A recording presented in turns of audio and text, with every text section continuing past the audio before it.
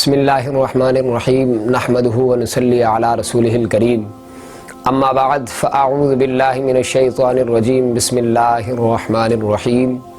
دوستو، آج کی ہماری ویڈیو میں بہت ہی ایک دلچسپ واقعہ ہے، توجہ کے ساتھ سماعت کیجئے۔ حضرت صعصع بن ناجیہ رضی اللہ تعالی عنہ حضور نبی کریم رؤوف الرحیم صلی اللہ علیہ وآلہ وسلم کی بارگاہ والا جاہ میں تشریف لائے، اور آپ جانتے ہیں کہ حضرت صعصع بن ناجیہ یہ دور جاہلیت میں بڑے مالدار اور وزادار آدمی تھے۔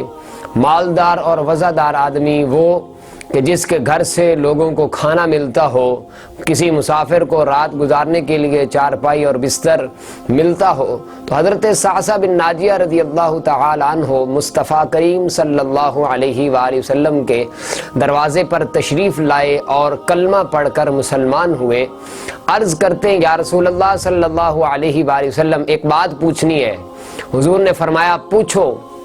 حضرت صعصع رضی اللہ تعالی عنہ فرماتے ہیں، میں نے عرض کیا حضور کی بارگاہ میں، یا رسول اللہ صلی اللہ علیہ وآلہ وسلم، دور جاہلیت میں جو ہم نے نیکیاں کی ہیں، کیا اللہ ہمیں ان کا بھی اجر اور ثواب عطا فرمائے گا؟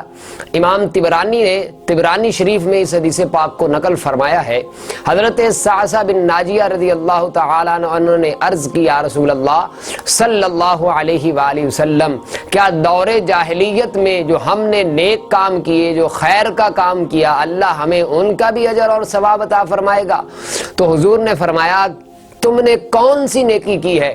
تو حضرت صعصع بن ناجیہ رضی اللہ تعالی عنہ عرض کرتے ہیں، یا رسول اللہ صلی اللہ علیہ وآلہ وسلم، میرے 2 اونٹ گم ہو گئے، میں تیسرے اونٹ پر سوار ہو کر اپنے 2 اونٹ ڈھونڈنے نکلا۔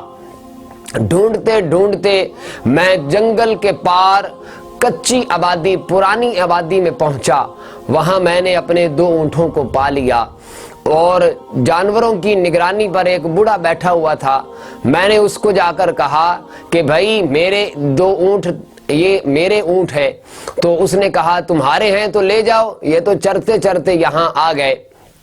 تو اتنی باتوں میں اس نے پانی بھی منگوا لیا، کھجوریں بھی آ گئیں۔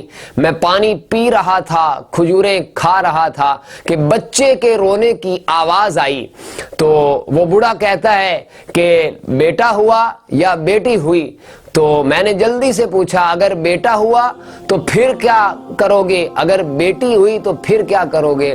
تو وہ بوڑھا کہتا ہے کہ اگر بیٹا ہوا تو قبیلے کی شان بڑھائے گا، اگر بیٹی ہوئی تو میں ابھی اس کو زندہ دفن کر دوں گا۔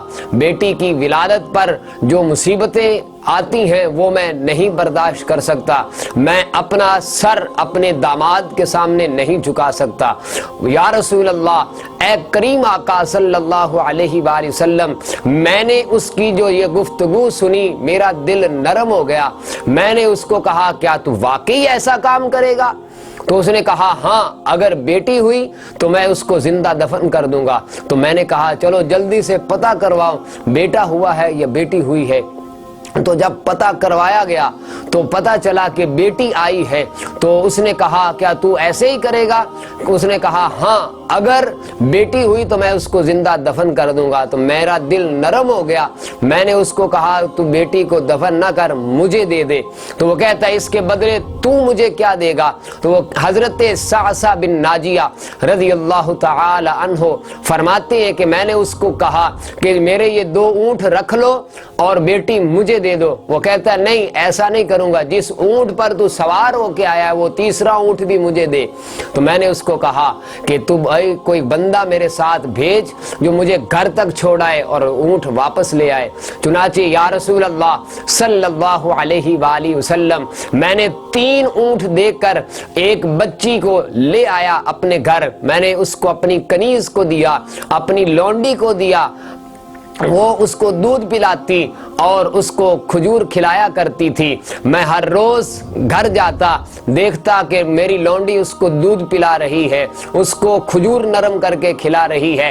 یا رسول اللہ صلی اللہ علیہ وآلہ وسلم، وہ بچی میری داڑھی کے بالوں کے ساتھ کھیلتی، میرے سینے کے ساتھ لگتی۔ یا رسول اللہ، مجھے نیکی کی عادت پڑ گئی، نیکی کا مجھے جذبہ پیدا ہو گیا، اور میں پھر اس کے بعد ڈھونڈنے لگا کہ کہ کون کون سا ایسا قبیلہ ہے کہ جو بچیوں کو زندہ درگور کرتا ہے۔ یا رسول اللہ صلی اللہ علیہ وآلہ وسلم، میں 3 اونٹ دے کر ایک بچی کو لے آتا۔